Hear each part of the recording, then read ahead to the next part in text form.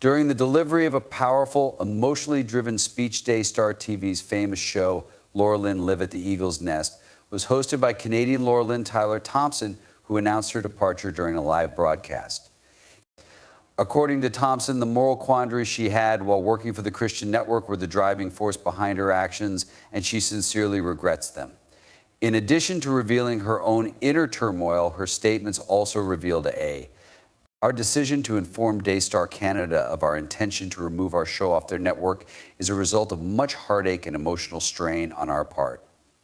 This comes after one of the most well-known faith-based broadcasters on the planet demanded honesty and accountability. The tone of Thompson's introductory remarks was solemn. Her central point that the Daystar covered up sexual assault complaints remained unwavering. Something that she and her family were experiencing that she found upsetting and unpleasant. The fact that millions of Canadians watched her show on the day's specialty cable channel makes Thompson's choice all the more noteworthy. With over 100 stations in over 100 countries, the network is reportedly worth $1 billion. A lot of data regarding the network's operation is revealed by the problem. And Susie Lamb, the ex-wife of Daystar President Jonathan Lamb, and Jonathan, the son, have accused Jonathan's mother and Daystar President Jonathan Lamb of improperly handling allegations of abuse against their little daughter. These allegations are at the heart of the problem. After the couple claims they found Pete, a male relative, in an inappropriate position with the child, they accuse him of abusing the child. Despite the allegations, Daystar maintains its innocence, saying that they conducted an internal inquiry and found no proof of wrongdoing. However, Thompson came to the conclusion that the network's reaction was quite concerning after conducting extensive research on the matter. In her lengthy 44-minute presentation, Thompson painstakingly laid out her worries. She was able to do this by consulting many sources, including written works, audio recordings, and first-person narratives provided by Jonathan and another person. Daystar's foundation had been severely compromised, she stated, and she could no longer be a part of the network. Her words were met with disapproval from Susie. She went on to remark that the network's dependence on internal procedures demonstrated a disregard for justice and the truth, and that she was worried about the absence of outside oversight in the probe. Any statements of this kind would have the highest probability of being shown to be completely incorrect immediately, according to her. In addition, thorough and detailed study of all data was required by the police and other outside specialists.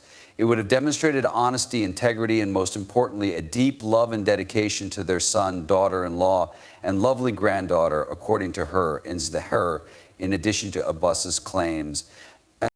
Jonathan and Susie had issues with Jonathan's marriage to Doug Weiss, which Thompson brought up as an additional cause of contention. This unbiblical argument only served to heighten family tensions, making an already bad situation even worse. After Daystar co-founder Lamb's death, Jonathan Lamb said that her son was furious that he was not named president and was therefore initiating a slander campaign. In her concluding remarks, Thompson made it clear that she was unhappy about this. Not only did Thompson apologize, but he also called for repentance in his speech, alongside a prayer for tranquility, because it involves a mother and her son. In addition to a boss and an employee, it is becoming very upsetting for those of us who are witnessing it. Amid her mixed emotions, she penned the following departure prayer: I pray for healing within this family, for repentance on the part of the Daystar leadership, and for Jonathan to one day have the firstborn right to operate and walk. While they were escorting on or out of Daystar, Laura-Lynn, Canadian newscaster Tyler Thompson announced yesterday during a live event that she is stepping down as host of Daystar TV's Laura-Lynn Live at the Eagle's Nest due to the network's ethical issues. Our decision to remove our show from Daystar Canada's network has been made in light of recent events. We shall accomplish this with deep anguish and heavy hearts. Many social problems, in our opinion, do in fact exist. The most significant issue, according to Thompson, was that parents and top executives in this case failed to collaborate with their son and daughter-in-law when they were concerned that a family member had taken advantage of their child. Daystar Canada's cable channel aired Thompson's show, and 17 million Canadians tuned in. all throughout the globe. Roy estimates that Daystar's network is worth $1 billion and has more than 100 stations. According to Jonathan Lamb's wife, Susie, and Jonathan Lamb, who was Daystar's previous VP, the president and Jonathan Lamb's mother have both refuted allegations of abuse. Daystar denies the charge and says an internal investigation turned up no proof of it. All 44 minutes of the performance were devoid of any evidence to support the assertion. In addition to the audio that we have made public in the comments from Jonathan, Susie, and Daystar, Thompson brought up the narratives that TR has written about the incident. We have read every comment and article and watched every video. Thompson stated that we are in a while ago during my private discussion with my board and others whose judgment I highly value.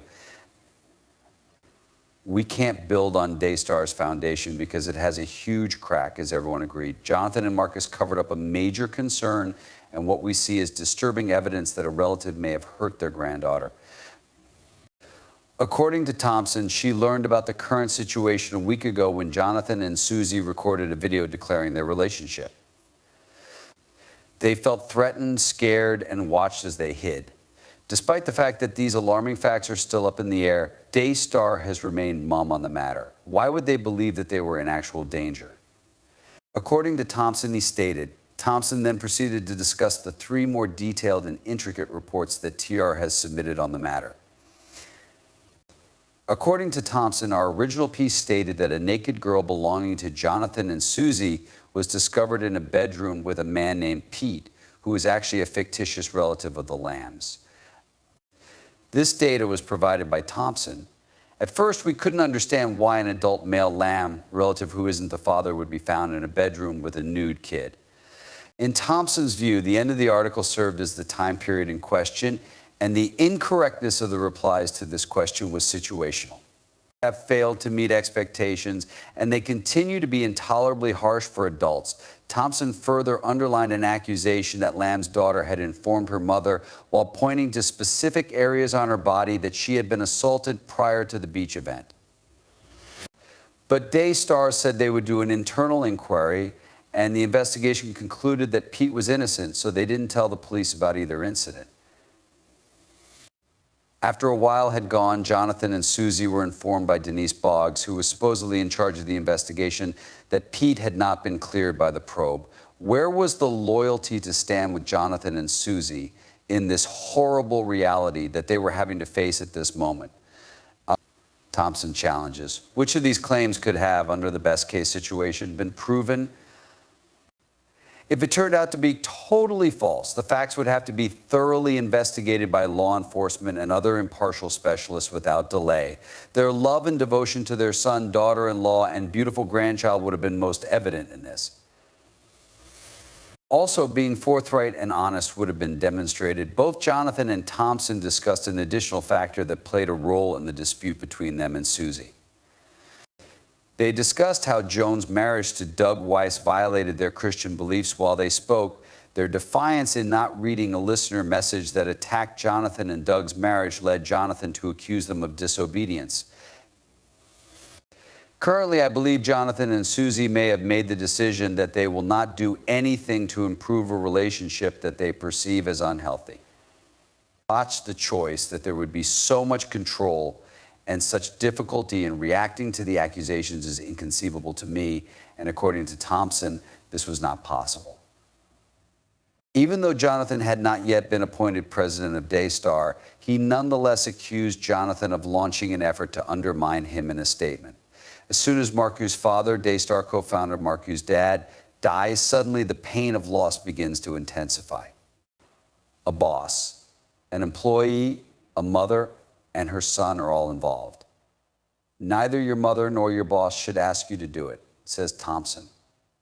Because of all this, Jonathan Lamb's treachery, cold heart, lack of insight, inability to see what's happening, and lack of empathy are difficult to comprehend. She ends by pleading with Daystar's leadership to alter their behavior. Furthermore, she requests that Jonathan be bestowed the authority to lead Daystar in an honorable manner at a later date. Finally, she prays that God would restore health to the family and that the matter will be resolved in due course.